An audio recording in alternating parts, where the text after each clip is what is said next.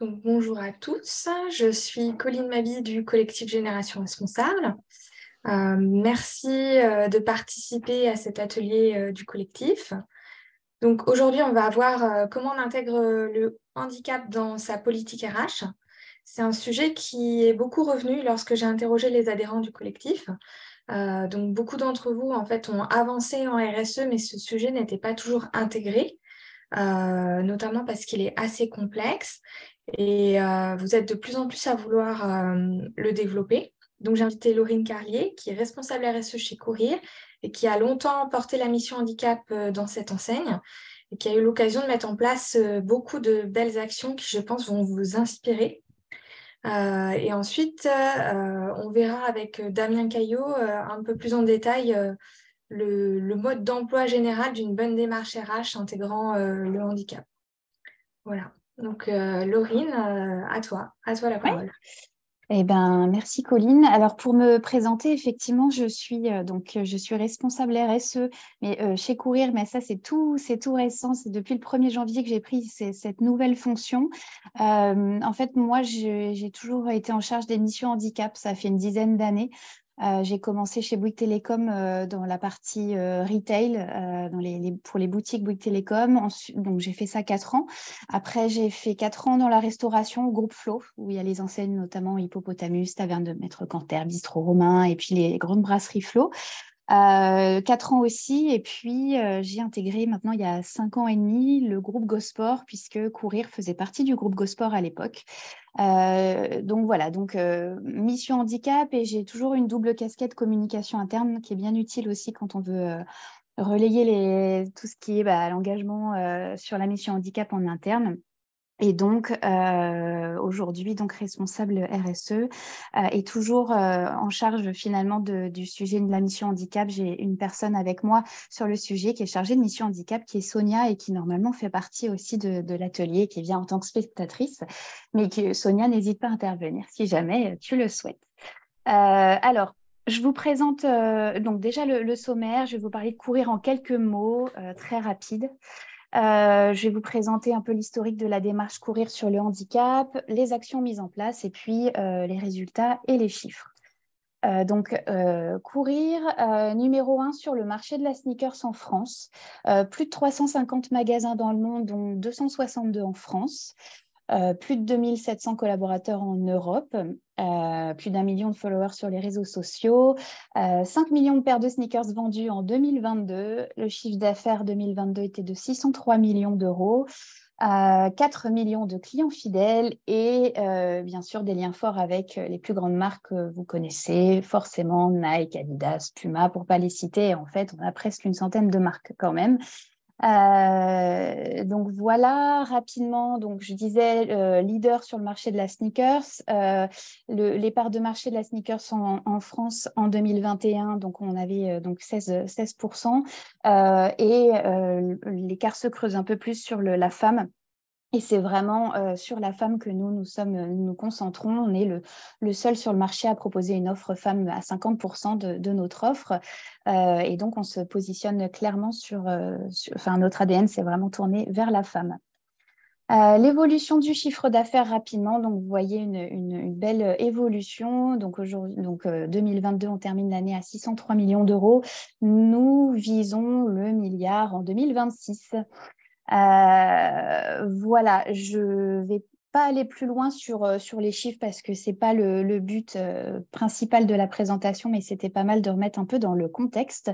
Et alors, l'historique de la mission handicap chez Courir. Donc, en fait, j'ai mis quelques dates clés, puisque comme je le disais, historiquement, on faisait partie du groupe Gosport.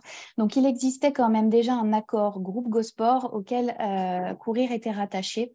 Et donc, à ce titre, nous avions déjà commencé à diffuser en interne auprès des enseignes Courir des messages et un engagement sur la mission handicap.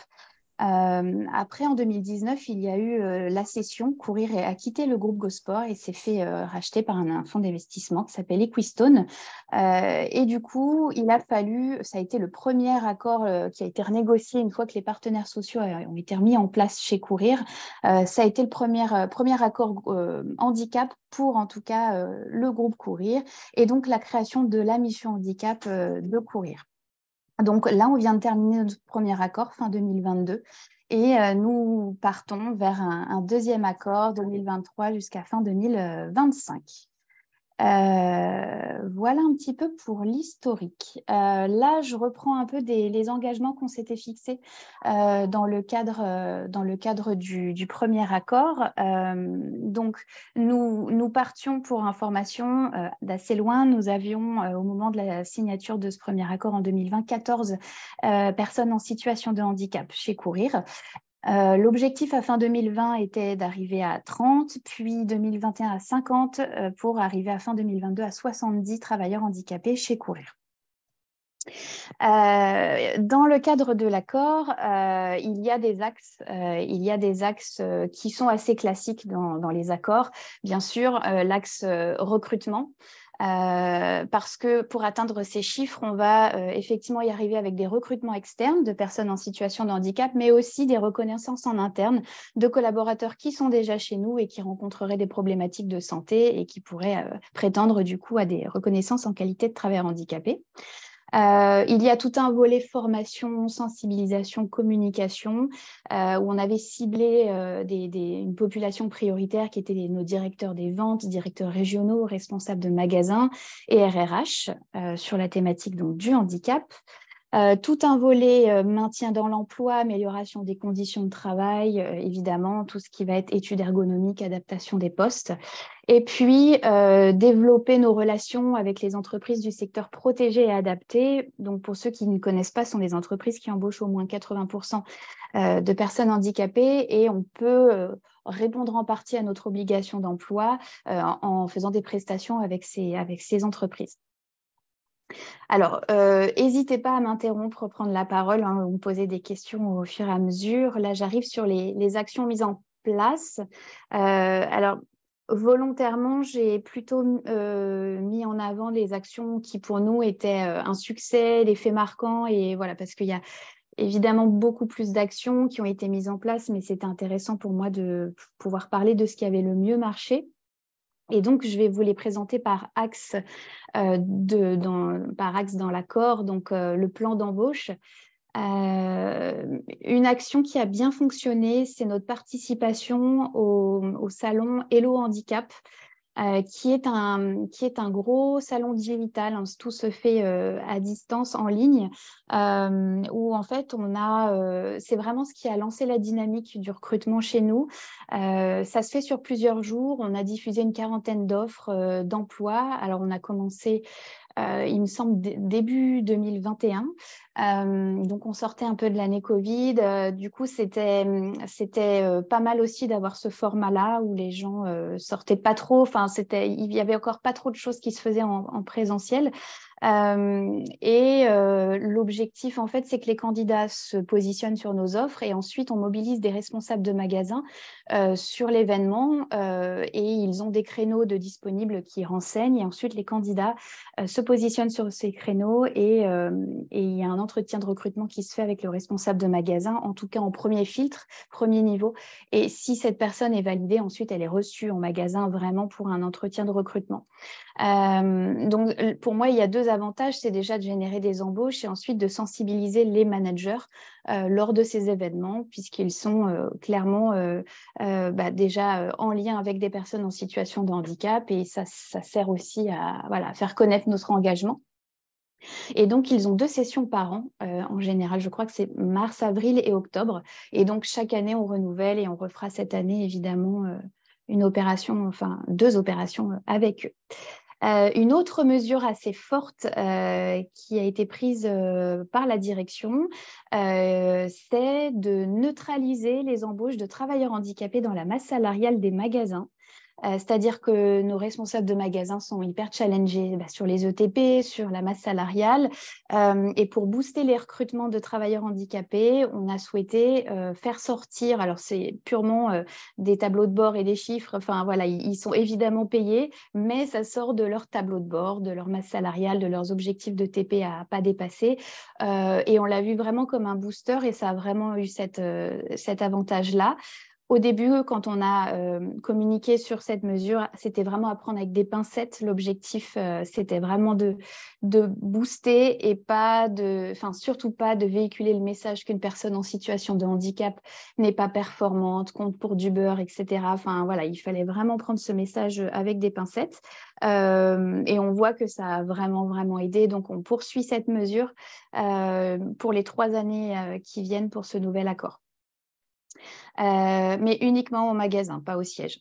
Voilà. Et une autre action aussi assez importante qui a été mise en place au lancement de la mission handicap, ça a été de se faire connaître auprès de la majorité des Cap Emploi. Il y a un Cap Emploi par département, on est présent partout en France. L'objectif a été de se faire connaître, de parler de nos métiers, des types de profils qu'on recherchait, dans le but que quand un Cap Emploi a un candidat, c'est qu'il pense à nous et qu'il puisse nous envoyer leur candidature. Donc voilà sur le plan d'embauche. Encore une fois, n'hésitez pas à m'interrompre, sinon je poursuis. Sur la partie maintien dans l'emploi, donc là, c'est tout ce qui va être adaptation des postes, études ergonomiques de postes, aménagements divers, hein, ça peut être des aménagements horaires, ça peut être des aménagements d'organisation, etc. On a mis en place un service social interentreprise qui n'existait pas jusqu'alors.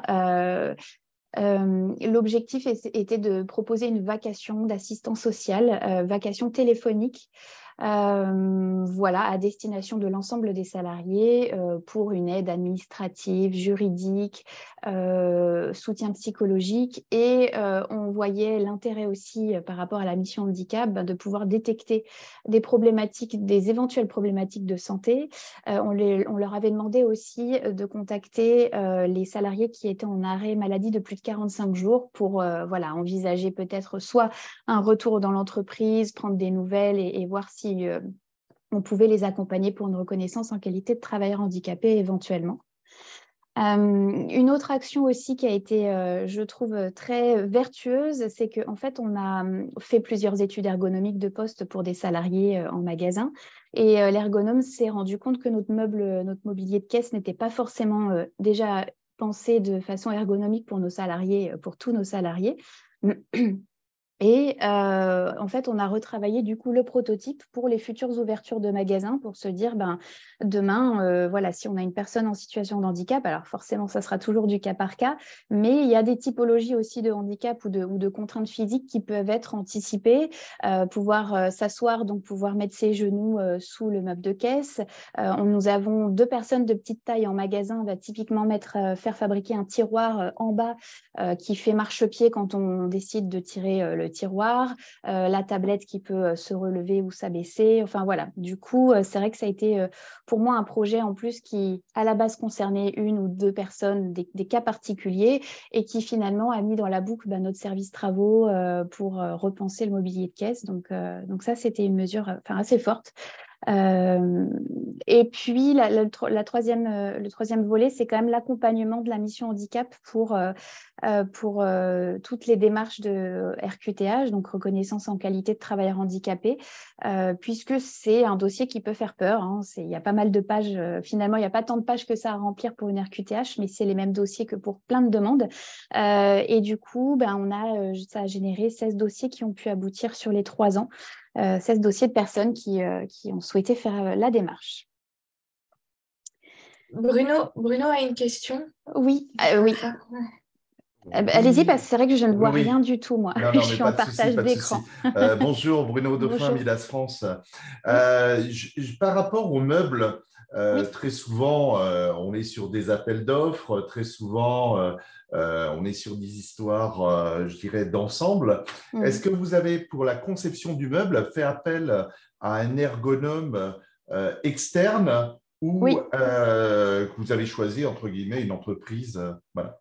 Ouais, c'est une ergonome externe qui a son propre cabinet, qui a son compte pour le coup et avec qui on travaille sur on en est très, très satisfait et qui a l'habitude du coup des problématiques qu'on rencontre chez Courir, voilà, de l'exiguïté par exemple de nos stocks. C'est bien aussi d'avoir autant que possible d'avoir la même si du coup on est sur tout le territoire français, donc elle va pas pouvoir se déplacer toujours partout. Exactement. Mais en tout cas, elle couvre une bonne partie de la France et elle nous a aidés sur pas mal de dossiers. Et c'est elle qu'on a mis en contact directement avec notre fabricant de meubles et notre service travaux et merchandising. Donc, ça a été un projet où effectivement, on a mis plusieurs personnes autour de la table pour travailler ensemble sur l'élaboration de ce nouveau meuble de caisse. Lorsqu'on rentre dans ce type de projet, il faut déterminer combien de temps entre le début et sa réalisation, Ouais. parce que ça demande toujours du temps, quoi. Ce n'est pas un seul clic. Je suis d'accord. J'ai trouvé même que c'était un peu long. Il fallait relancer les gens parce qu'il y a plein de… Voilà. Et puis, il y a le fabricant qui a aussi ses problématiques aussi de matières premières pour la fabrication, etc. Je dirais, là, il me semble qu'on va bientôt mettre en place le premier d'ici les prochaines semaines. Je dirais que ça fait 1 an. Ça fait 1 an que voilà, le premier projet de se dire on va faire un prototype est apparu, dessiner les plans, etc. Et là, la vraie installation dans le premier magasin, ça va se faire d'ici les prochaines semaines. Donc oui, c'est un projet qui se fait sur la durée. D'accord, oui. Merci. Il y a également Véronique qui a une question. Oui, bonjour Véronique Burtin. Moi, c'est La Poste. Je voulais savoir, parce que je n'ai pas eu le temps de noter, combien vous aviez de BOE au démarrage du lancement, 14. Oui. Mais je ne vous ai pas encore parlé des chiffres de maintenant, je garde ça pour la fin. Ah bon, parce que c'était pour avoir et juste le taux de BOE, mais bon, oui. On n'a pas atteint les 6%. Ah, vous ne les avez pas atteints, d'accord. Non, pas encore, mais je vais vous montrer les chiffres. Ça va. On partait de très, très loin. On était à 0,91% début 2020. Et en fait, le temps de démarrage, on a démarré notre accord en 2020. On a fermé les magasins presque la moitié de l'année avec le contexte sanitaire. Donc, autant dire que l'année 2020, ça a été très compliqué de démarrer vraiment les actions.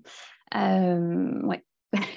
Et juste, je ne sais pas si vous allez vous en parler, enfin peut-être que je suis trop rapide. Vous avez plus du handicap psychique ou Non. Alors, on ne le sait pas toujours et je dirais même que dans la grande majorité des cas, on ne les connaît pas, les handicaps. Grande majorité, donc, qui sont invisibles. On doit avoir un petit peu, je pense, de handicap psychique. C'est pas évident parce qu'en fait, lors de l'entretien, on ne peut pas poser la question. La seule question qu'on peut poser, c'est avez-vous des contraintes de poste? Quels sont vos aménagements de poste éventuels? Et c'est tout. Et dans la grande majorité, les gens disent on n'a pas de besoin. Donc, moi, tout à l'heure, j'ai parlé de 2 personnes de petite taille. Ça, c'est un handicap qui se voit, mais ça fait partie des seuls vraiment qui se voient. On va avoir des personnes qui vont aussi avoir… un membre atrophié ou manquant, enfin là on va le voir éventuellement, mais on a aussi une personne en fauteuil roulant depuis peu à Lyon, par Dieu, je crois, à Lyon.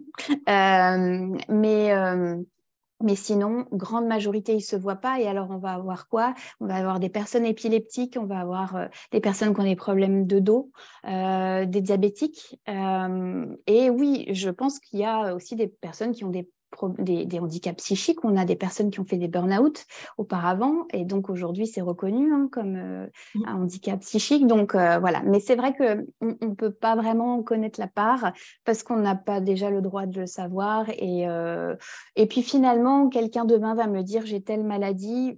C'est pas vraiment ce qui va nous intéresser, ça va être plutôt les conséquences sur le métier, sur le poste.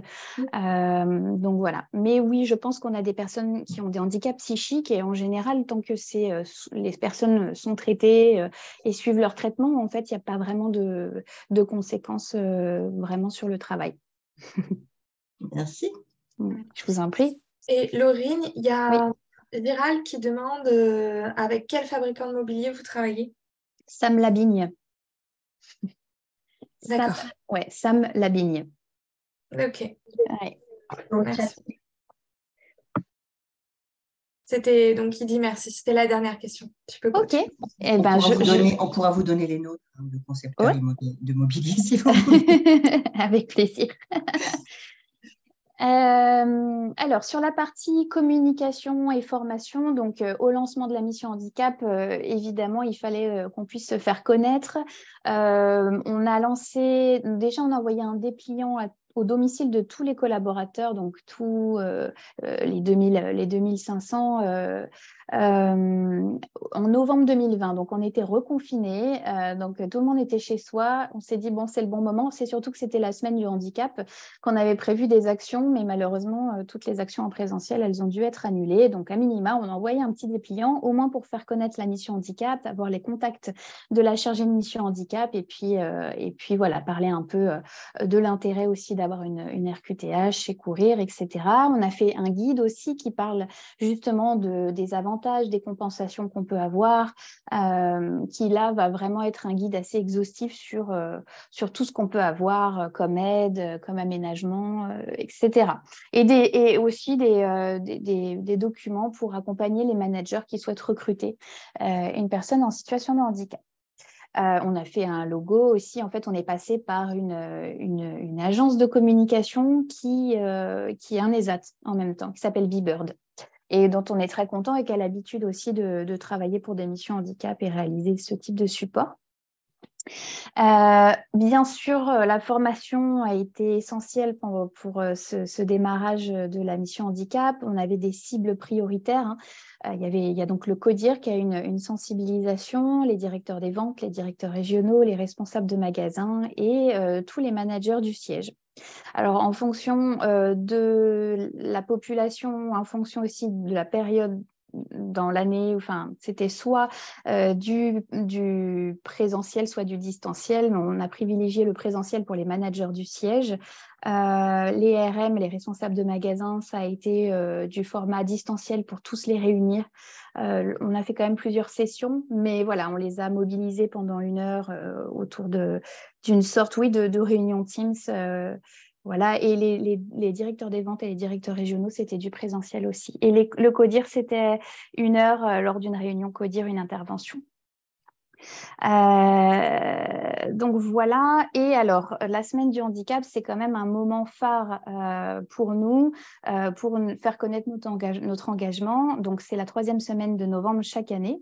Et du coup, je vais vous présenter un petit peu ce qu'on a fait, en tout cas l'année dernière, pour vous montrer que c'est un dispositif assez complet, parce qu'il y a du présentiel, il y a pour le siège, pour les magasins, il y a du digital. On a un petit peu multiplié les formats.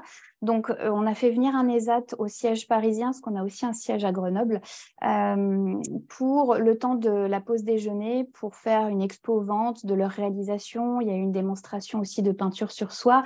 C'était à quelques semaines aussi de Noël, donc il y a eu pas mal d'achats. Les gens étaient plutôt contents, curieux. Et puis pour les AD, c'était l'occasion aussi de valoriser leur savoir-faire. Et c'était plutôt très positif. Il y a eu un super accueil. On a participé au Duo Day. Donc ça, c'est une opération qui est mise en place par le gouvernement. La date est toujours fixe. Là, c'était le 19 novembre. Ils choisissent toujours, en général, c'est le jeudi de la semaine du handicap.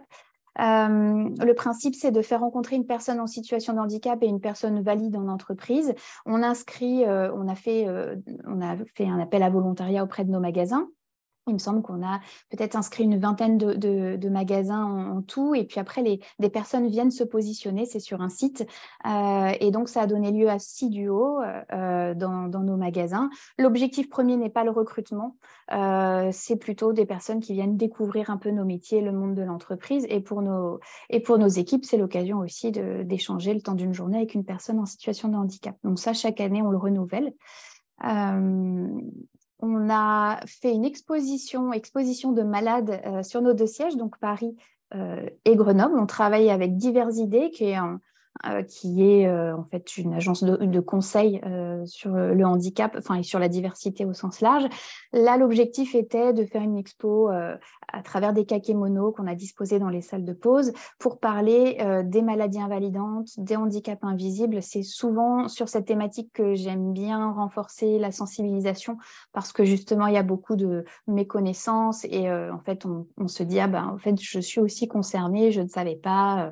Et puis, c'est la majorité des handicaps aussi qu'on a chez nous et dans la société. Donc, bien souvent, j'aime bien reparler de cette thématique-là. Le Canditu en magasin, c'est la 2e année qu'on le faisait. C'est des sortes de mise en situation avec... alors, on va en magasin avant l'ouverture de 8h à 9h30. On l'a fait à La Défense, Lille, Marseille et Nantes. Et on invite les magasins alentours pour être plus nombreux, pour avoir plus de participants aussi. Et on va porter des accessoires qui vont simuler des typologies de handicap, visuels, auditifs, mais aussi maladies invalidantes, etc. On va porter des poids pour simuler des douleurs musculaires, etc. et interagir dans le magasin. Et le but, c'est vraiment de faire comprendre les limitations et de parler des compensations possibles. Et bien souvent, ça a donné lieu à des personnes qui ensuite se rapprochent de la mission handicap en disant « Ah, je n'avais pas conscience que ce que j'ai, je pourrais avoir une RQTH, etc. » Donc, voilà, à chaque fois, on continue, c'est apprécié et on a toujours un bon accueil aussi sur ces sensibilisations-là. Là, on a fait donc Pop Quiz, c'est un jeu digital où là, c'était pour tout le monde. On a pu toucher magasin et siège où on va poser des questions. Alors, c'est à travers une espèce de puissance 4 où on va poser des pions, entre le morpion et une puissance 4 et on va devoir répondre à des questions sur le handisport, des personnalités porteuses de handicap. Voilà, c'est vraiment pour parler du handicap de façon assez ludique avec des personnages de la pop culture où on va avoir des points et puis après on fait gagner des cadeaux et on a eu pas mal de mobilisation. On était assez contente avec Sonia de l'accueil qu'on a eu avec ce jeu. Donc, tout ça pendant la semaine du handicap. Alors, personne ne pouvait passer à côté.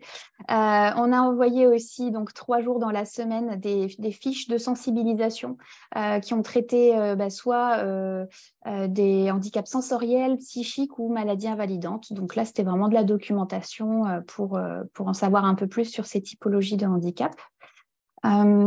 Et puis, on a fait des témoignages de collaborateurs en situation de handicap chez nous. Donc là, c'est vraiment plutôt de l'interview qu'on a envoyé aussi par mail à l'ensemble des salariés. Voilà sur la partie SEPH. Je ne sais pas si vous avez des questions avant que j'aborde la dernière thématique qui est le secteur protégé. Non, alors je continue. Et donc, sur le secteur protégé adapté, la difficulté, c'est de pouvoir envisager des types de prestations sur des choses chez nous qu'on peut faire. Et parfois, à l'échelle nationale, par exemple, le nettoyage de nos vitrines, ça pourrait être réalisé par une entreprise du secteur protégé, mais la difficulté qu'on a, c'est par exemple le travail en hauteur. En général, c'est des contraintes que les ESAT ne peuvent pas vraiment nous répondre à nos besoins parce qu'il faut monter sur un escabeau, etc. Eux, ils ont quand même des contraintes ou alors ne pas travailler en dehors des horaires d'ouverture. Donc, on cherche toujours à être meilleur quand même et à passer un peu plus par ces types d'entreprises. Ce qu'on a fait jusqu'à présent, c'est... Alors, je ne l'ai pas noté là, mais ce qu'on a toujours fait, moi, ce que je fais depuis très longtemps, c'est l'impression de tous nos dépliants. Dès qu'on a quelque chose à faire imprimer, je passe par HandiPrint, qui est donc une imprimerie qui est un ESAT aussi. J'en ai parlé tout à l'heure, on passe par Beebird aussi pour la création graphique de nos documents. Donc là, je passe aussi par un ESAT pour la fabrication de tous nos goodies. Tout ce qui est plateau repas, on collabore aussi avec des traiteurs du secteur protégé pour toutes nos formations et nos Welcome Day. Les Welcome Day sont des sessions pour les nouveaux arrivants. Et puis sur cette thématique-là aussi, on a formé les collaborateurs qui sont prescripteurs d'achats non marchands. Donc les achats non marchands sont tous les achats hors sneakers qu'on vend en magasin. Donc voilà sur cette partie. Laurine, là, il y avait une Oui. question Oui. de Mathilde de Eram. Vous faisiez tout ça avec votre service en interne ou avec une agence de com externe? Je pense qu'on parle des goodies et de la communication, les interviews qu'il y avait avant. Ah, alors les interviews, c'est Sonia qui a appelé les collaborateurs et qui a fait les interviews. Non, en fait, non, on fait ça tout en interne. En interne, là où on est passé par Bibird, qui est une agence de com, c'est vraiment pour travailler les dépliants. En général, on travaille plutôt les textes, nous, de notre côté. Après, ils ont une partie conseil qui est quand même appréciable parce qu'ils ont l'habitude de faire ce genre de documentation pour des missions handicap. Donc, on travaille ensemble. Mais sinon, non. Là où je vais travailler avec des prestataires externes, c'est pour la sensibilisation. J'ai parlé de diversité tout à l'heure. Ou quand on va prendre le jeu digital, le pop quiz, on va passer aussi par un prestataire, évidemment. Et la formation des prescripteurs d'achat dont je parle, c'est aussi un prestataire qui fait. Là, justement, on réfléchit à internaliser la formation. Parce que je pense que Sonia, toujours ma chargée de mission handicap, je pense qu'elle serait totalement légitime aussi pour faire les formations en interne auprès de nos managers. Donc, je pense mais jusqu'à présent, on passait par une société. Ok, super, merci. Voilà. Et alors, du coup, pour parler des résultats et des chiffres, donc voilà où on en est aujourd'hui. Donc, comme je disais, on était à 14 travailleurs handicapés en janvier 2020. Aujourd'hui, on est à 67. Derrière, c'est presque une centaine quand même de collaborateurs qui ont été recrutés parce qu'on a du turnover, beaucoup de turnover, comme souvent dans le retail. On a des fins de période d'essai aussi parce que toutes les embauches ne sont pas toujours des succès, hein, et nous, on ne souhaite pas s'acharner, entre guillemets, si on s'aperçoit rapidement que soit le poste n'est pas forcément adapté. Enfin, voilà, c'est aussi rendre service à la personne que de se dire, on va rompre la période d'essai. Et même pour le manager, hein, l'objectif, c'est d'avoir des réussites. Donc, voilà, aujourd'hui, on est donc à 67 travailleurs handicapés. On est donc à 3%. L'obligation légale, c'est 6%. On s'est engagé dans le nouvel accord à atteindre les 6% à fin 2025. Et là, un petit coup d'œil aussi sur la répartition. 63 en magasin et 4 au siège, hein, mais c'est globalement assez représentatif aussi de la proportion de nos collaborateurs.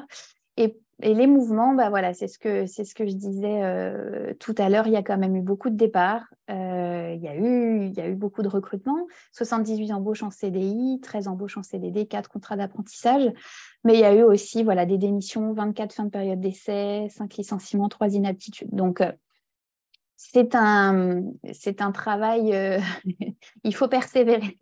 Et donc, pour atteindre les 6%, je sais que c'est ambitieux, mais j'y crois. Voilà, j'ai terminé. Je ne sais pas si je suis dans le timing. J'ai un petit peu dépassé, j'avais une demi-heure. Non, mais si, c'est très bien. Est-ce que vous avez des questions pour Laurine? Oui, Non, c'est clair. moi, j'ai peut-être une question, pardon. Je suis Oui. Virginie Decoq, du coup, chez Nespresso. Oui. Je voulais savoir, est-ce que vous animez durant l'année des formations auprès des managers, du coup, qui ont des personnes en situation de handicap pour avoir peut-être leur retour, enfin voilà, est-ce que vous animez auprès de cette population très ciblée des formations? Eh bien non, pas spécifiquement pour eux. Alors, D'accord. notre chargée de mission handicap, Sonia, est évidemment proche d'eux pour savoir comment ça se passe, etc. Donc, c'est le relais pour les managers, mais ils ne sont pas forcément conviés à des formations spécifiques parce qu'ils ont des personnes en situation dans leurs équipes. Pourquoi pas? Ce dont je n'ai pas parlé, c'est que dans le cadre de ce nouvel accord, on va mettre en place des relais handicap. Ça se fait beaucoup justement dans les entreprises du du retail pour avoir justement des relais sur le terrain. Et donc, on a lancé la campagne parce qu'on veut que ça soit sur la base du volontariat. Sur la cible, ce serait des responsables de magasins uniquement et pas les vendeurs ou de caisse ou autres, parce que dans le cadre de leur mission, ils devront faire quand même du recrutement, ils devront être capables aussi de se déplacer sur d'autres magasins pour aller à la rencontre des collaborateurs.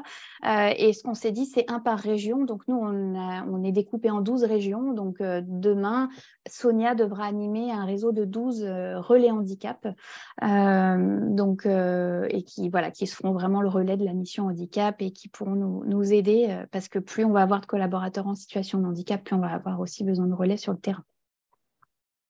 Okay. Merci beaucoup. Mais de rien.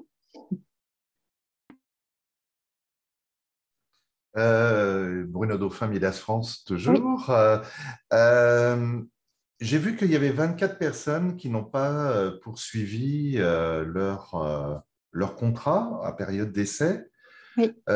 Comment on peut l'évaluer? Parce qu'aujourd'hui, une personne en situation de handicap peut autant avoir un problème avec ses collaborateurs, un problème aussi de regard sur soi, hein, de difficultés et autres.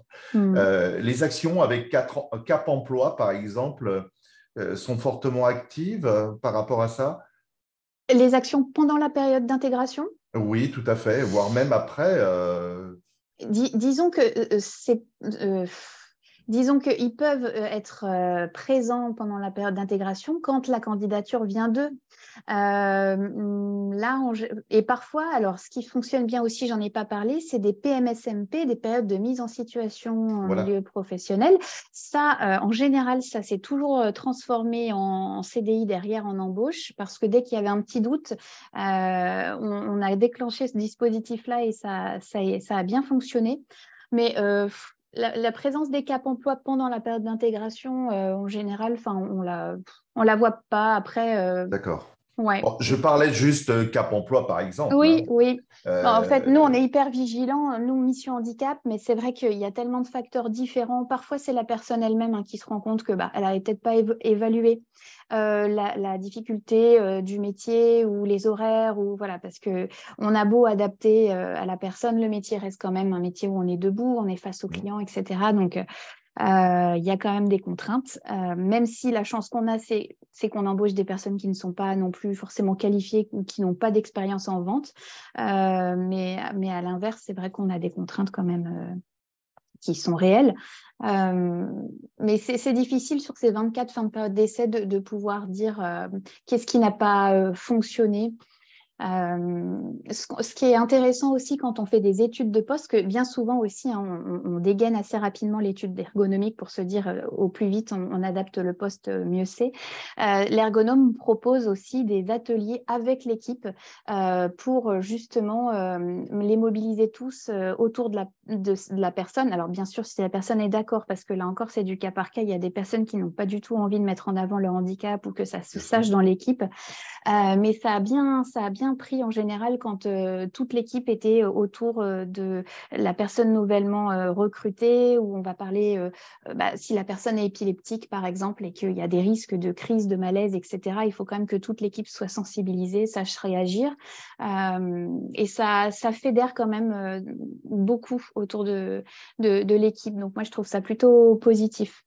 En général, d'ailleurs, elle le propose même quasiment systématiquement quand il y a une étude ergonomique, pour aussi faire comprendre, voilà, mon collègue, il va avoir des pauses plus régulières, où il va avoir le droit de s'asseoir de temps en temps, ou voilà, où il fait jamais de fermeture. Bon, il faut quand même donner du sens à l'équipe par rapport à ça. Parce qu'encore une fois, le handicap en général ne se voit pas et il faut passer par pas mal de sensibilisation.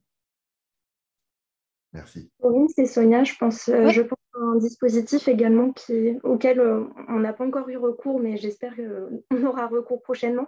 C'est le dispositif emploi accompagné. Aussi, je pense qu'il peut être intéressant. Je ne sais pas si les personnes présentes en ont déjà entendu parler, mais là où il y aura un véritable accompagnement sur toute la période d'essai et au-delà de la personne en situation de handicap qui a été embauchée dans l'entreprise. Oui. Emploi accompagné, c'est un dispositif qui est mis en place par Cap Emploi, oui. Et oui, il me semble. Ouais, c'est ça. Et Véronique, vous aviez une question? Oui, j'ai une petite question. Moi, je suis beaucoup dans les chiffres. Je suis désolée. Vous savez combien vous avez quel est le budget que vous avez pour les compensations? Les compensations, c'est-à-dire tout ce qui est le volet maintien dans l'emploi, adaptation Dans le volet maintien dans l'emploi. Alors, pour parler de budget, je ne sais pas si vous savez, mais en fait, le fonctionnement des accords handicap, en gros, on est censé avoir 6%. Si on n'a pas les 6%, on paye une taxe qui est la DOETH, la déclaration obligatoire de l'emploi de travail handicapé. Notre DOETH, elle s'élève à peu près à 300 000 € annuels. Puisque nous avons un accord agréé par la direction du travail, cette somme-là, nous ne la donnons pas à l'État, mais c'est notre budget de fonctionnement. Et spécifiquement sur le volet maintien dans l'emploi, nous avons le droit de dépenser 40% de ces 300 000 €. On n'a pas réussi, entre guillemets, à tout dépenser. On a justement fait la semaine dernière le bilan auprès de la direction du travail, qui nous a même un peu tapé sur les doigts parce qu'on n'a pas tout dépensé. Et c'est un peu étrange comme raisonnement, mais voilà, on n'a pas eu besoin non plus de dépenser l'intégralité du budget. Et ce qu'on demande, c'est que notre reliquat soit reporté sur notre accord à venir, et ce n'est pas gagné. Donc, le reliquat, après, on fait un chèque. On fait un chèque à la direction du travail. Mais bon, voilà. En tout cas, on a pas mal de budget parce qu'on n'a pas encore atteint les 6%. Et voilà. Ok, merci. Est-ce qu'il y a encore d'autres questions? Non? Bon, on va passer à Damien Caillot. Merci pour votre écoute. Merci, Laurine.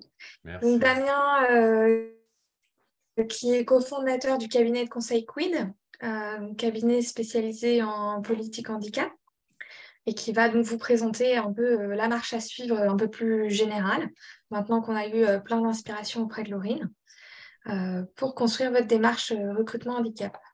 Très bien. Merci beaucoup, Colline. Alors, je suis désolé, je vais être un peu plus synthétique que l'a été. La présentation était éloquente de la part de Laurine. D'ailleurs, Laurine et Sonia, je crois. Donc, bravo à toutes les deux et bravo pour tout ce qui a été fait.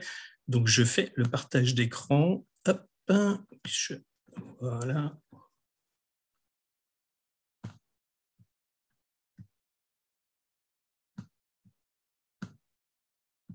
Est-ce que, Colline, tu peux me dire si c'est bon? C'est bon. C'est très bon? OK. Ouais. Donc, je m'autorise de me présenter un petit peu plus personnellement dans un premier temps, puis après, je vous rassure, je présente le cabinet qui nous sommes. Comme l'a dit Colline, nous sommes un Quid, nous sommes un cabinet de conseil stratégique en politique handicap.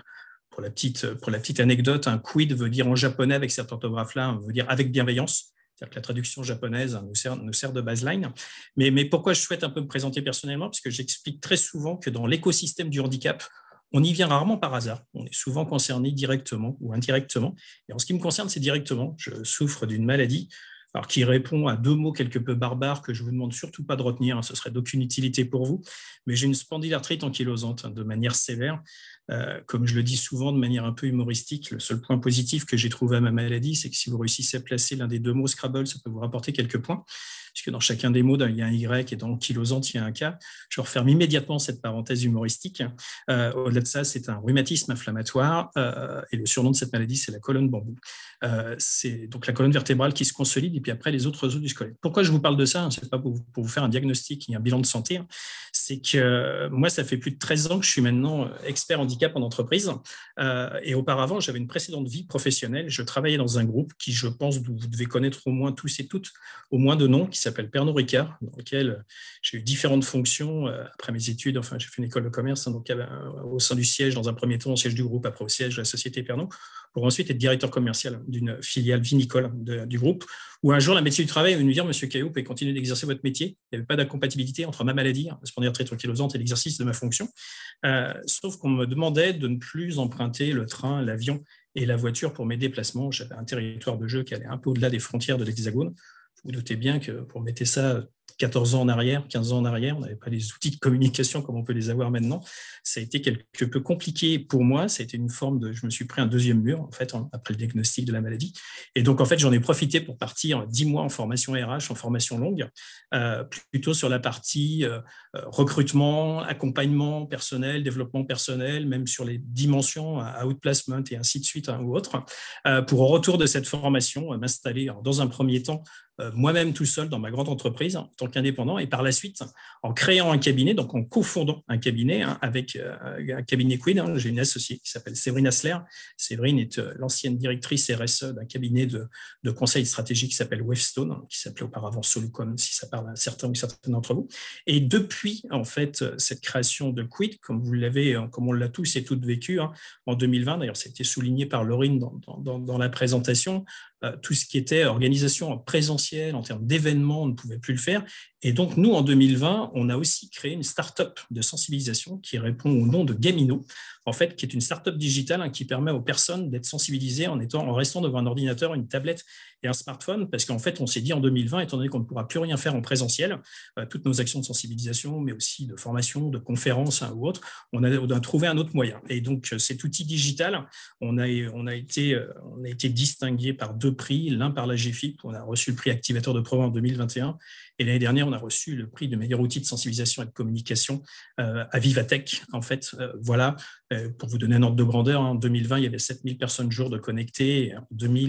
En 2022, ne serait-ce que pour la dernière CEPH, Semaine européenne de l'emploi des personnes handicapées, on était à plus de 375 000 personnes jour de connectés sur la start-up. Mais je ne suis pas là pour vous présenter Gamino, je suis plutôt là pour vous parler et vous présenter Quid et qui nous sommes et comment nous fonctionnons. Donc, en fait, nous intervenons sur l'ensemble du territoire français avec 6 grandes briques, je serais tenté de dire, 6 grands principes de base qui sont pour moi essentiels dans la mise en place de politiques handicap. Alors, certains d'entre vous ou certaines d'entre vous sont extrêmement matures sur le sujet, je n'ai aucun doute. La présentation précédente l'a prouvé concernant courir. Mais je serais tenté de dire que dans ces 6 briques, ça va du diagnostic jusqu'à la sensibilisation. Donc, si vous prenez la brique en haut à gauche et celle en bas à droite, et à travers tout cela, c'est aussi de pouvoir être éventuellement le référent handicap externalisé ou en soutien du référent handicap ou de la référente handicap. Faire du coaching aussi pour la montée en compétences des personnes en charge du sujet. C'est aussi être, je dirais, un rôle de conseil auprès des collaborateurs ou des collaboratrices en situation de handicap, mais pas que, aussi en fragilité de santé, aussi en questionnement. Il y a une dimension sur laquelle on est extrêmement attaché. On ne fait pas de chasse à l'RQTH. Nous, on se défend d'être dans cette dimension-là, mais je pense que c'est partagé, je pense, par l'ensemble des adhérents du collectif. Colline, tu m'arrêtes si je me trompe. Mais nous, c'est surtout pas le but.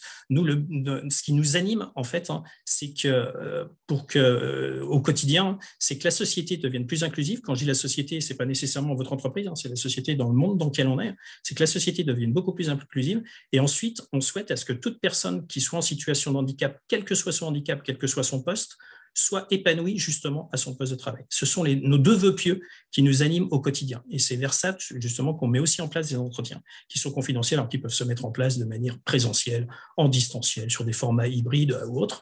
Ensuite, on a une autre brique à laquelle je tiens profondément, qui est celle de la formation sur mesure, où en fait, là, on forme, comme je l'ai dit précédemment, un petit peu on forme les référents handicap, mais on forme aussi l'ensemble des managers, on forme les CODIR. J'anime la semaine prochaine un CODIR d'une entreprise du CAC 40, mercredi prochain, le 8 février, où j'anime une formation toute la journée. C'est la première fois que je vais avoir un CODIR toute une journée. Généralement, on est sur des formats beaucoup plus courts. J'interviens un petit peu comme une capsule au sein du CODIR, parfois sur une demi-heure, 3/4 d'heure, 1 heure, parfois 1h30 quand c'est extrêmement long. Là, pendant une journée, je vais avoir l'ensemble du CODIR, je dirais, sous ma main, tout du moins, de telle manière à vraiment les former, les sensibiliser sur le sujet. Pourquoi ? Parce qu'en fait, on s'aperçoit que le succès ou l'échec d'une politique handicap repose essentiellement, je serais même tenté de dire presque exclusivement, sur les managers. Je m'explique pourquoi. C'est qu'en fait, si les managers ne sont pas formés et sensibilisés à cette dimension inclusive, à cette politique handicap ou autre, on le sait, je pense que dans chacune de vos entreprises, dans le cursus, dans le process de recrutement, je me doute bien que la décision finale se prend généralement par le futur N+1 ou peut-être le N+2 du futur collaborateur ou de la future collaboratrice.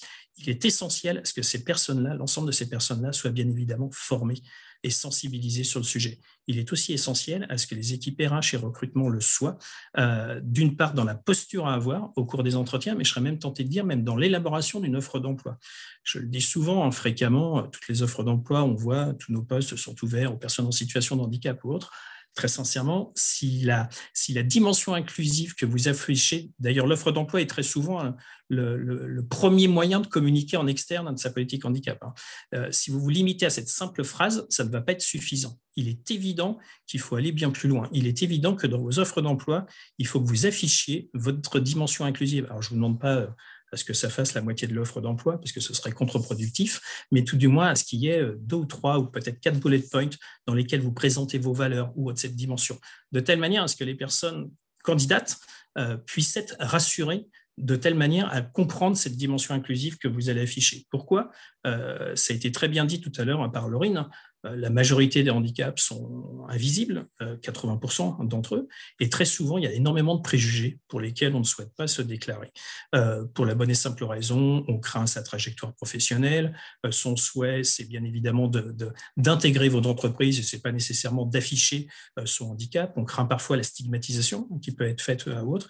Donc, il est évident que si vous affichez cette dimension inclusive, ça va créer un lien de confiance entre le candidat, la candidate et vous-même, et de telle manière à ce que la personne soit plus à l'aise pour en parler. Je me répète, à l'échelle de l'entreprise, on n'a besoin de connaître que 2 choses quand la personne est en situation de handicap, c'est son titre de la loi et l'aménagement de poste éventuel lié à cette situation de handicap. Les aménagements de poste peuvent être que sur 2 axes, organisationnels, donc là c'est le temps de travail, et ou technique, c'est le poste de travail, c'était très bien décrit précédemment, entre autres sur le desk, enfin tout du moins sur la partie magasin qui était présentée chez Courir en termes d'aménagement de poste. Ce sont les 2 seules choses. Nous ne sommes pas médecins, moi je ne suis pas médecin, je suis pas du tout, je n'ai pas cette vocation-là, je n'ai pas fait cette formation-là, et de toute façon, même si j'en avais l'intention, désormais c'est trop tard, de toute façon. Donc le but, il est réellement d'afficher cette dimension inclusive dès l'offre d'emploi et après même dans votre posture, dans le cursus et dans le process de recrutement, de l'entretien pré-quali jusqu'au dernier entretien, selon vos process, qu'il y ait 2 ou 3 ou 4 ou même parfois 5 entretiens dans votre process d'entretien. Donc cette brique formation sur mesure est à mon sens essentielle. Et puis après, on met en place des actions de sensibilisation parce qu'une politique handicap, je vous le dis, il ne faut jamais la cesser, il ne faut jamais l'arrêter. Si vous voulez qu'elle perdure dans le temps, il ne faut jamais l'arrêter. Donc bien évidemment, il faut mettre en place toutes ces actions, cette politique, d'avoir une identification aussi du référent et de référente handicap. Il est important aussi de sensibiliser. Et de sensibiliser, peut-être pas nécessairement toujours qu'à la CEPH. Parfois on est tenté, c'est un événement clé, cette semaine européenne, cette 3e semaine de novembre, c'est très très bien de faire des choses, c'est essentiel ou autre, mais parfois on peut faire aussi des actions de sensibilisation peut-être moins importantes, mais à d'autres moments de l'année, de telle manière à ce que cette sensibilisation soit au long cours tout au long de l'année et que ça puisse toucher un maximum de personnes sur des formats différents. Ça peut être du présentiel, de l'hybride, enfin autre. Et je ne parle pas pour moi, là je vous donne vraiment un titre de conseil pour l'ensemble des entreprises qui peuvent aussi vous proposer des actions, et je me répète, ça a été très bien dit précédemment chez Courir. Voilà les quelques entreprises que nous accompagnons à ce jour. Nous, chez Quid, on accompagne vraiment de A à Z dans leur politique handicap, dans leur politique en long cours. Donc, comme vous le voyez, des entreprises de tout secteur d'activité, je serais tenté de dire même de toute taille, parfois même de toute implantation, puisqu'on intervient sur toute la France, sachant que derrière ça, on accompagne aussi les entreprises dans la construction de l'accord ou la reconduction de l'accord. Donc maintenant, qui était à faire avec l'ADRETS, ils ont changé le nom. Je reste encore, est-ce que c'est mon côté un peu old school, je les appelle encore parfois la directe, mais voilà, c'est avec l'ADRETS qu'il faut aussi avoir ce type d'accord, sachant que les accords maintenant, à l'heure actuelle, ne sont reconductibles qu'une seule fois. Voilà, donc pour une durée de 3 ans à chaque fois, donc c'est-à-dire au maximum 6 ans, si tant est que celui-ci soit reconduit, parce que maintenant, ils ont resserré un petit peu les critères d'élaboration, enfin tout du moins, tout du moins pour donner l'accord. Voilà. Vous m'arrêtez, si vous avez la moindre question ou incompréhension ou un complément d'information, vous m'arrêtez parce que je ne vous vois plus avec le partage d'écran. La corrélation entre inclusivité et performance, parce que c'est important quand même qu'on évoque aussi ce point-là, il faut que cette stratégie elle soit top-down, en fait. Je l'explique souvent, si la politique handicap dans votre structure n'est portée que par vous, ce ne sera pas suffisant. Ce ne sera pas suffisant. Il faut absolument que ça soit top-down. Il faut absolument que ça soit animé et habité, si vous m'autorisez l'expression, par l'ensemble des décideurs de votre entreprise. C'est pour ça qu'il est important que les dirigeants et dirigeantes de vos entreprises soient impliqués, engagés, investis sur cette dimension inclusive, en fait. Une société inclusive, c'est une société qui est sans privilège, sans exclusivité, sans exclusion. Si vous répondez à ces 3 piliers-là, sans privilège, sans exclusivité, sans exclusion, vous ferez de l'inclusion. Vous ferez de l'inclusion sur le sujet du handicap, mais vous ferez aussi de l'inclusion sur d'autres champs. Mais il était hyper important que vous ayez à l'esprit ces trois piliers. Donc, il faut vraiment que cette stratégie soit top-down en fait, au sein de vos entreprises. C'est une manière aussi d'être et d'agir, et ça, vous allez rapidement le comprendre. En fait, l'inclusivité a vraiment un impact sur la performance. Alors, la performance économique, ce qui n'est pas forcément le levier, moi, que je préfère mettre en avant, mais il est aussi important quand même de l'aborder, mais il a surtout un impact et une signification sur la performance sociale et sociétale, c'est-à-dire de la manière dont vos collaborateurs et collaboratrices vont être aussi attachés à votre entreprise, vont être aussi dans le degré d'engagement de vos collaborateurs et collaboratrices, mais aussi dans votre pouvoir d'attraction en termes de recrutement. On le sait, le recrutement est parfois tendu dans un contexte dans lequel on vit. D'ailleurs, ça concerne malheureusement tout secteur d'activité. Il est aussi bien d'avoir aussi ces leviers-là.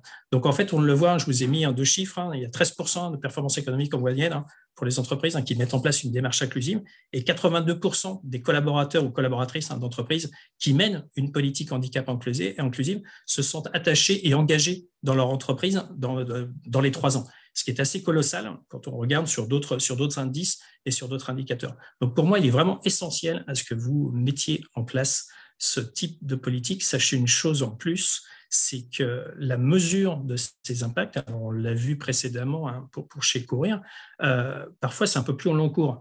Il y a d'autres stratégies qu'on peut mettre en place dans une entreprise, indépendamment de l'inclusivité, mais il y a d'autres stratégies qu'on peut mettre en place où parfois on voit tout de suite la mesure d'impact, c'est-à-dire à effet, je ne vais pas dire dès le lendemain, mais à quelques semaines ou quelques mois. Là, avec une politique handicap, c'est un peu au long cours. Pourquoi ? Parce que il y a le temps déjà de cette sensibilisation et de formation, il y a le temps aussi d'un process de recrutement, il y a le temps que ça se mette en place, il y a le temps aussi administratif qui était aussi décrit par Laurine qui m'a précédé, dans lequel sur une démarche administrative de RQTH, alors on ne va pas rentrer dans le détail parce que c'est surtout pas le but, mais une démarche RQTH, ça peut prendre 4 mois dans le meilleur des cas, parfois 6, parfois 7, parfois bien plus selon les MDPH. Alors, je suis désolé, le secteur d'activité, le secteur du handicap ne fait pas exception par rapport à d'autres secteurs d'activité. On aime les acronymes ou les sigles. Donc, RQTH, c'est reconnaissance qualité de travailleurs handicapés. MDPH, c'est maison départementale des personnes handicapées. Il y en a une par département, au même titre qu'il y a aussi un cap emploi, ce qui a été décrit précédemment. Donc, à mon sens, moi, il est essentiel à ce que vous ayez cette notion de top-down, cette notion de formation à la fois des services RH, à la fois des services de recrutement, bien évidemment de vos dirigeants ou dirigeantes, bien évidemment, sur cette dimension inclusive. Est-ce que vous avez des questions ? 10h29, j'ai à peu près tenu le timing. Il y a une question de Véronique. Véronique. Ça y est, je vois maintenant sur le côté. C'est bizarre, ça n'apparaissait pas tout à l'heure, mais maintenant je vois les petites vignettes. Bonjour Véronique. Désolée, je suis un peu pipelée. Ah, il n'y a pas de souci, Véronique. C'était juste nous, notre taux, il est quand même plus qu'honorable, puisqu'on est la première entreprise de France. Donc, ça va. Juste une petite précision qui pourra aider peut-être les entreprises autour de la table, enfin autour de l'écran. Nous, on met en place des compensations dès que le collaborateur nous a transmis l'accusé réception de dépôt et de réception de son dossier à la MDPH. C'est-à-dire qu'on n'attend pas effectivement, parce que sinon c'est jusqu'à la fin. Excusez-moi Véronique, oui. Je vous interromps juste 2 secondes, juste pour que tout le monde comprenne. Compensation, qu'est-ce que vous entendez, vous, par compensation oui, pardon. Non, mais c'est juste pour que, je ne sais pas si pour tout le monde c'est… Alors, compensation, c'est-à-dire qu'on met tout en œuvre pour améliorer soit le poste de travail du collaborateur, soit pour prendre en charge financièrement une partie des aménagements qu'il peut avoir personnellement, à savoir les prothèses auditives, enfin, voilà, tout ça. On en a quand même plus de 12 000, nous, hein, collaborateurs en situation de handicap. Donc, on n'attend pas.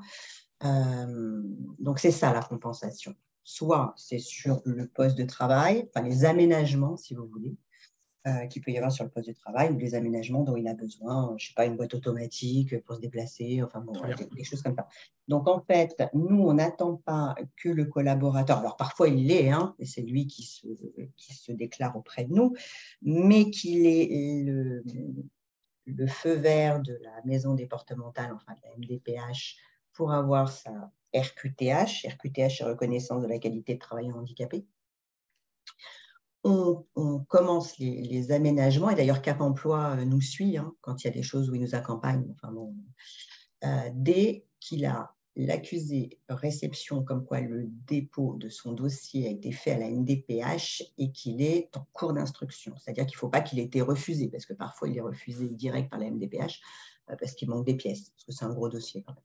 Donc voilà, donc ça peut peut-être vous aider si vous... Enfin, ça peut peut-être vous aider, je ne sais pas. Non, mais c'est important ce que vous dites, Véronique, parce que l'instruction du dossier, hein, particulièrement auprès de la GFIP, puisque vous êtes pour la plupart des entreprises du secteur privé, d'ailleurs en totalité, c'est la GFIP qui est, entre guillemets, votre organisme de tutelle, je serais tenté de dire, hein, sur cette thématique-là.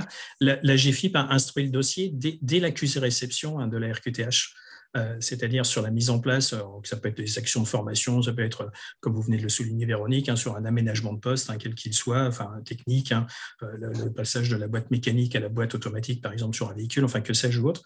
L'instruction du dossier se fait immédiatement à partir de l'accusé-réception, à cause, entre autres, du délai que je vous citais tout à l'heure, ou parfois certaines MDPH, pour vous donner un ordre d'idée, hein, j'ai une de mes collaboratrices, hein, qui est sur un dossier en Seine-Saint-Denis où la MDPH de ce département est à plus de 14 mois, hein, de délai d'attente, hein, pour une RQTH. Donc, vous vous doutez bien que pendant ces 14 mois, il a fallu mettre en place certaines choses. Et fort heureusement, et heureusement que l'accusé-réception, entre guillemets, fait foi, en fait. Voilà, il fallait le dénommer ainsi. Et ça, et puis, vous avez terminé, Véronique, ou vous avez une autre question ou une autre? Oui, non. Merci. Et puis, autre élément, hein, j'aime aussi le dire, hein, lorsque je fais des formations en termes de management inclusif, hein, ou autre, hein, j'explique à chaque fois, et ça fonctionne aussi sur le recrutement, hein, j'explique à chaque fois que le management inclusif, hein, c'est ni conseiller, ni consoler, ni convaincre, c'est simplement comprendre l'autre. Et de manière humoristique, puisque j'ai commencé comme ça et je terminerai comme ça, et de manière humoristique, je dis à chaque fois, essayez dans la sphère privée, ça fonctionne aussi. Voilà, dans le petit propos. Et juste pour terminer, parce que j'ai une dernière slide qui va être, alors malheureusement, qui n'est pas forcément liée à la enfin, qui est liée à la thématique, mais pas nécessairement dans le titre de la thématique. Mais la DOETH, hein, de cette année, hein, elle se fait comme celle de l'année passée. Vous allez la faire sur la DSN du mois d'avril. Auparavant, hein, ça se faisait en février, mais là, cette fois-ci, c'est sur la DSN du mois d'avril. Je tiens à le préciser. Et autre élément aussi important que je tiens à vous dire, aucun cabinet, aucune association ni quoi que ce soit ne peut vous demander justement quel est votre DOETH ou autre. Le seul organisme habilité à vous le demander, c'est l'URSSAF, en fait. Donc, je tiens à vous le dire parce que parfois, il y a je le sais pour des entreprises clientes qui ont été parfois sollicitées par des structures. Je vous le dis, donc au cas où vous seriez sollicité, hein, n'hésitez pas à vous rapprocher de votre AGFIP pour demander pour quelle raison on me demande ci, on me demande ça. Je vous dis, hein, le seul organisme qui est habilité à vous le faire, c'est l'URSSAF et dans l'absolu l'AGFIP, mais c'est quand même assez rare. Puis maintenant, la DSN qui est mise en place, hein, depuis le 1er janvier 2020.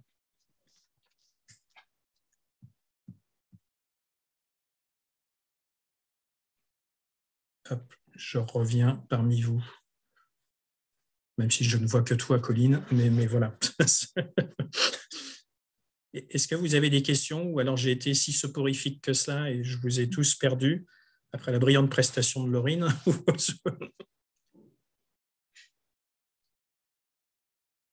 Non, pas de questions. D'accord.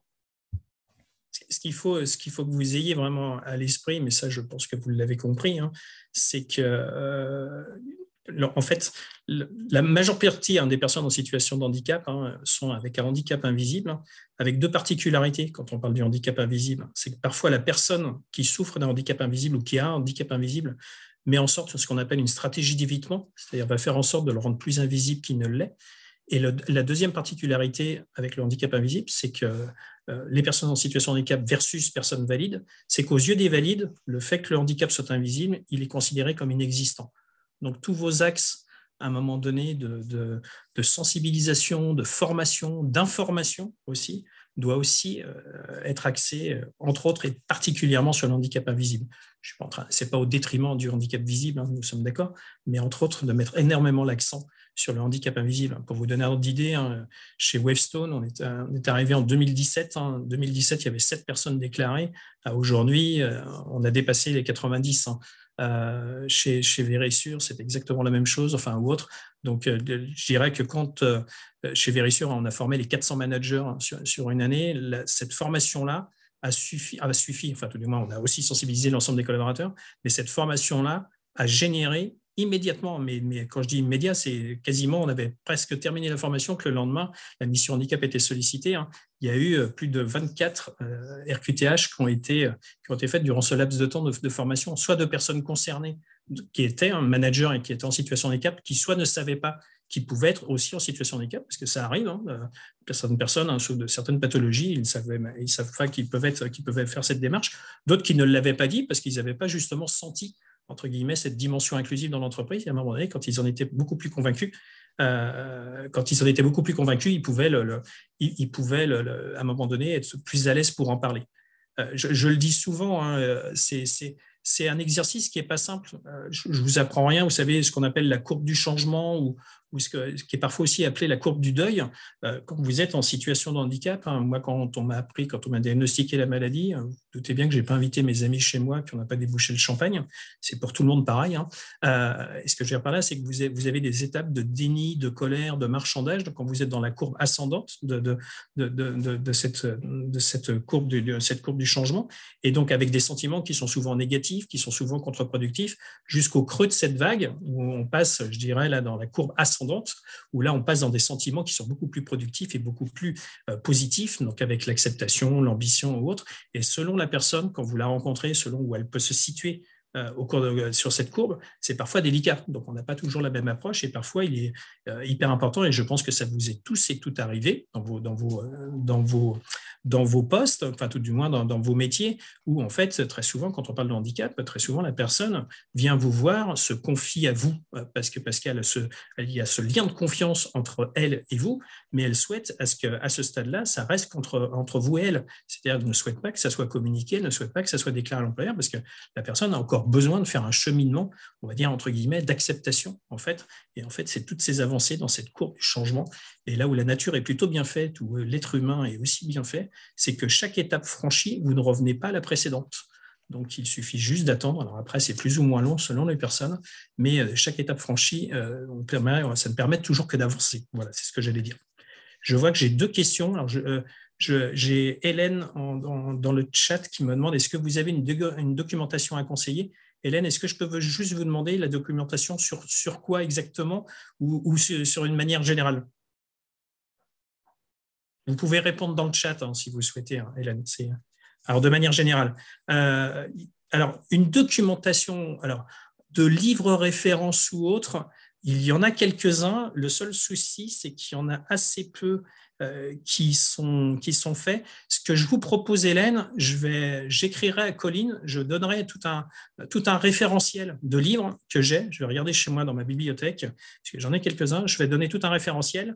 Je serais tenté de vous dire, ne vous limitez pas qu'à un seul livre, si tant est que vous ayez envie justement d'aller là, parce que très souvent, on pioche dans plusieurs. Mais je vous donnerai tout un référentiel. Et si je peux me permettre, Hélène, ça manque à aujourd'hui.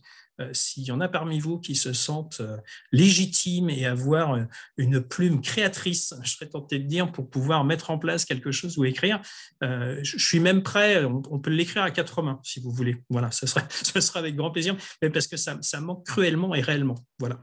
Mais j'envoie à Colline dans l'après-midi, j'envoie à Colline tout un référentiel de livres hein, et de bouquins.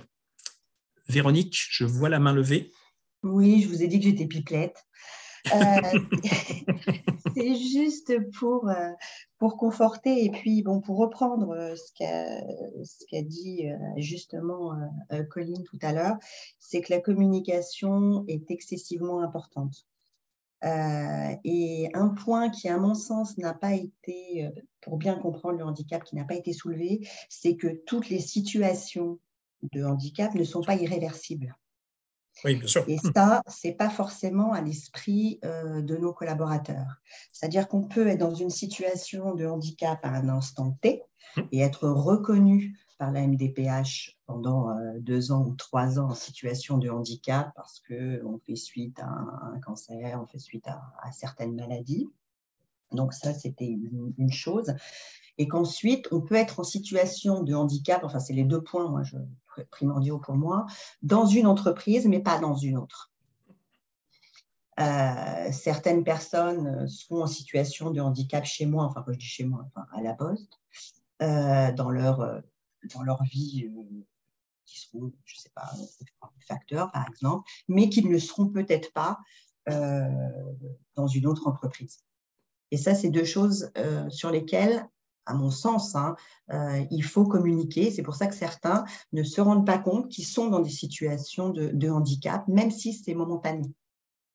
J'illustre souvent ce que vous venez de dire, Véronique, je l'illustre souvent avec le boulanger, où le boulanger peut être allergique à la farine, ce qu'on appelle la gale du boulanger. C'est le surnom de cette maladie, et que bien évidemment, si cette personne-là quitte ce métier de boulanger et devient, je ne sais pas, sur un autre métier, alors ça peut être sur un autre métier de bouche, le cas échéant, un boucher par exemple, ou autre, bien évidemment, il n'est plus en situation de handicap, et fort heureusement, on peut être en situation de handicap de manière ponctuelle. Alors, ce côté ponctuel est plus ou moins long, mais fort heureusement, il y a des avancées médicales aussi, donc c'est aussi à souligner. On peut aussi guérir, et fort heureusement, de certaines pathologies. Donc, c'est hyper important, mais dans les idées reçues, c'est vrai qu'on n'a pas mis l'accent, j'ai pas mis l'accent ce matin sur les préjugés, les stéréotypes, sur les représentations négatives. Ça aurait pu être aussi le cas. Enfin, je veux dire, j'aurais pu aussi en citer. Moi, pour tout vous dire, je vais vous raconter une anecdote, et après j'arrête parce que je suis un peu comme Véronique. Je peux être aussi un peu pipelette. En 2018 ou 2019, je suis tagué dans un post sur LinkedIn avec quelqu'un qui est dans mes contacts, mais avec lequel je n'avais jamais interagi.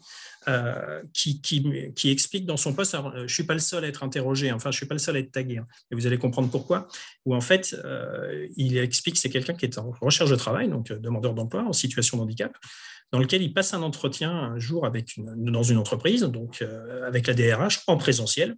L'entretien se passe admirablement bien, il mentionne sa RQTH sur son CV, il en parle très librement, sa situation de handicap ne nécessite aucun aménagement de poste, donc il se sent encore plus à l'aise pour en parler. La DRH lui explique qu'il correspond parfaitement au poste recherché, que quelque part, elle est parfaitement satisfaite, mais dans le process de recrutement, il y a un deuxième entretien avec celui qui sera son futur N+1 dans sa fonction.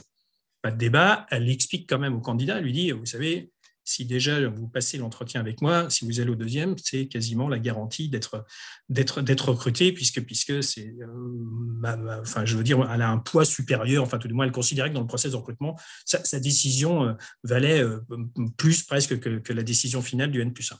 Pas de débat. Sauf que ce deuxième entretien se déroule en distanciel. Je le précise parce que vous allez mieux comprendre pourquoi.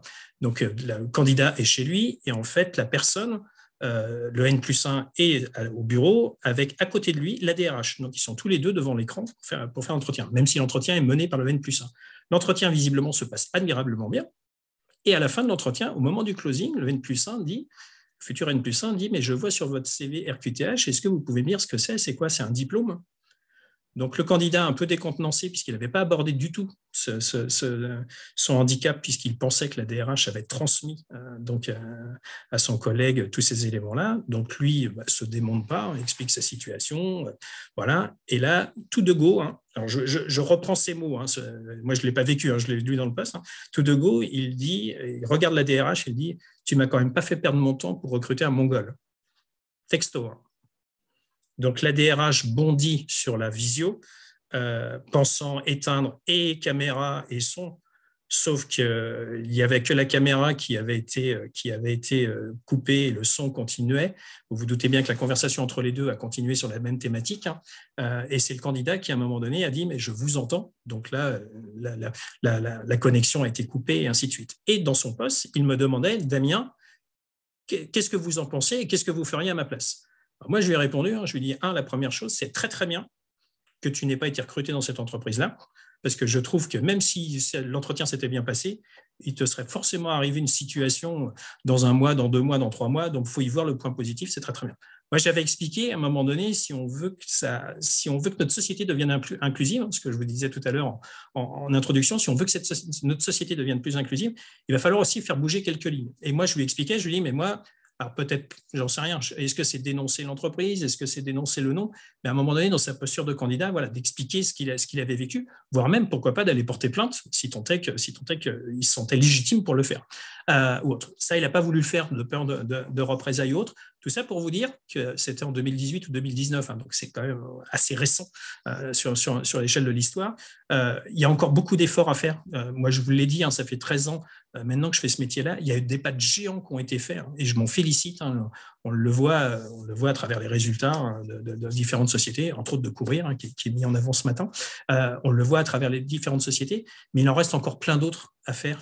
Et je pense que quand je vous expliquais tout à l'heure qu'une politique handicap, il ne faut jamais la cesser, c'est clair, même si demain, et je vous le souhaite tous et toutes, alors Véronique, je crois que le taux est largement dépassé de 6% pour la Poste, mais pour les autres, pour Courir, où Laurine expliquait que le prochain objectif sur le deuxième accord sera d'atteindre les 6%, je vous le souhaite, mais véritablement d'atteindre ces 6%, voire même de les dépasser. Mais sachez une chose, c'est que même si vous les atteignez, s'il vous plaît, n'arrêtez pas votre politique handicap, parce que si vous la cessez, je peux vous dire que dans les 12 ou 18 mois après, vous allez vite rechuter ou autre dans le taux de TH, dans le taux d'emploi. Donc, voilà, continuez, persévérez de manière peut-être moins régulière, ou autre, mais faites-le. Parce que, pour tout vous dire, je suis extrêmement souvent interrogé d'entreprises qui sont dans cette situation-là, en me disant « Ouais, mais Damien, tu comprends, nous, on avait atteint 5, 5,5, on se sentait, entre guillemets, un peu plus confortable ou autre, et 18 mois après, ils rechutent à 2,5 ou 3, parce que quand il n'y a pas de politique handicap, on fait moins de recrutement de personnes en situation de handicap, il y a moins de personnes qui se déclarent. Dans vos salariés ou collaborateurs ou collaboratrices qui sont déclarés, il y a un renouvellement de la RQTH et la personne ne va pas nécessairement donner le renouvellement ou autre. Donc, le taux peut vite chuter. Donc, c'est juste un conseil, j'aurais tenté de dire presque un conseil d'ami que je vous donne, si vous m'autorisez à le prononcer, à le qualifier de la sorte. On est d'accord. Oui, c'est vrai, Laurine, tu partages. Oui, complètement. Oui. En fait, moi, là, je m'interroge un peu, une fois qu'on aura atteint les 6%, c'est surtout en termes de budget, parce que vu le fonctionnement, c'est un peu le paradoxe, c'est qu'on n'aura plus de budget, en fait, puisqu'on n'aura plus de taxes, en gros. Et bon, on verra, on n'y est pas encore, mais c'est un peu paradoxal parce qu'on aura, si on arrive à 6%, ça fera à peu près 130 collaborateurs en situation de handicap. Il va bien falloir déployer quand même du budget pour aménager les postes. Et quand j'en parle à la direction du travail, ils disent oui, il y a la GFIP, vous pourrez demander des aides à la GFIP, mais bon, moi j'y vois des usines à gaz, des dossiers longs, mais bon, c'est quand même plus sympa quand on a son propre budget. Mais... Alors, entièrement d'accord, Laurine, et c'est un réel sujet. Et c'est un réel sujet, entre autres aussi, pour les entreprises qui sont sous accord depuis très longtemps, de grands groupes qui sont sous accord depuis très longtemps. Et comme je vous l'ai dit tout à l'heure, la nouvelle loi explique qu'on ne peut renouveler qu'une seule fois maintenant l'accord. Donc, c'est-à-dire que dans ceux qui ont des accords qui vont se terminer, soit cette année en 2023, voire même 2024, ça pourrait être reconduit qu'une seule fois, donc de 3 ans. Et c'est de se dire, quid, sans faire de méchants jeux de mots avec le nom de mon cabinet, mais quid de la politique handicap, par exemple, dans ce que tu viens de souligner, Laurine, c'est qu'en fait, on se dit, par exemple, jusqu'au 31/12, je peux financer un aménagement de poste, la prise en charge de formation, que sais-je, ou voir un coaching spécifique, je pense sur des handicaps, entre autres psy, ou autres, ainsi de suite, et qu'au 1er janvier, malheureusement, on tombe dans le droit commun, et si on atteint les 6%, ça veut dire qu'il n'y a plus de contribution à payer. Alors, d'un point de vue, on va dire purement financier, on va dire que l'entreprise se dit c'est peut-être bien, mais en revanche, dans le confort et dans l'accompagnement, ça rend parfois les choses un peu plus difficiles. Mais je me répète, il faut vraiment trouver le moyen. Alors peut-être de faire un peu moins de sensibilisation, ça j'entends, mais vraiment de trouver le moyen de poursuivre cette politique handicap parce que malheureusement elle a des effets, elle a un effet pervers si vous l'arrêtez. Ça c'est une évidence. Je vois une question dans le chat.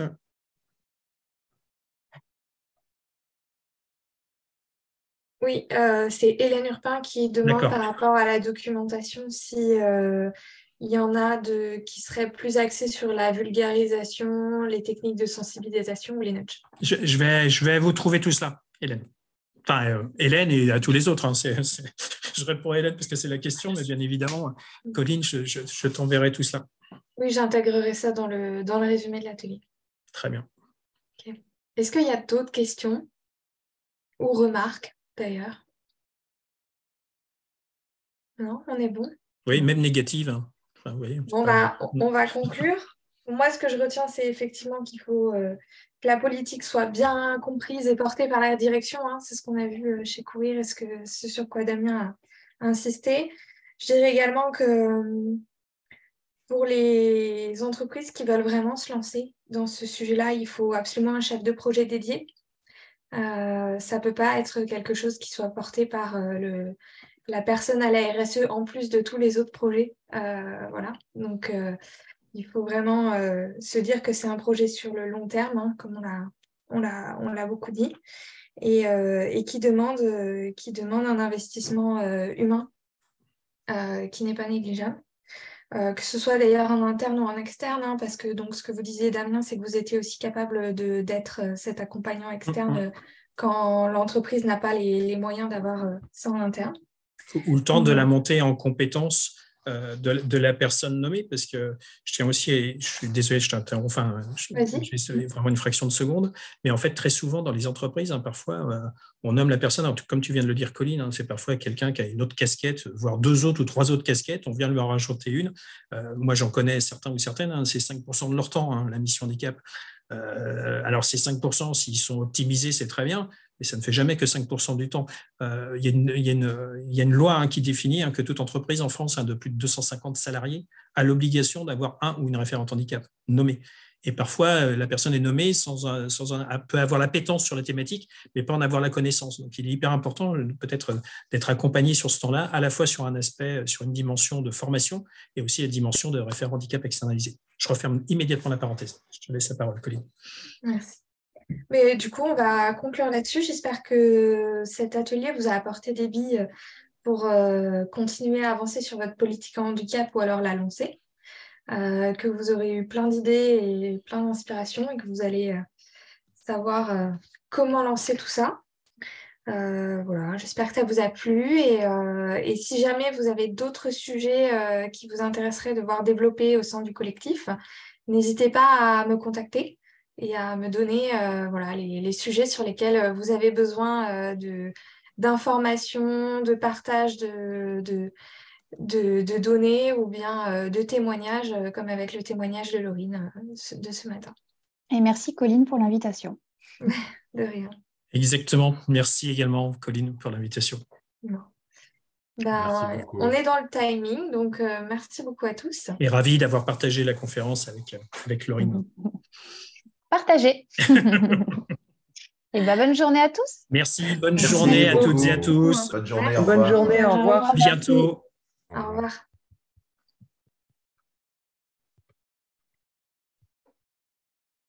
Au revoir.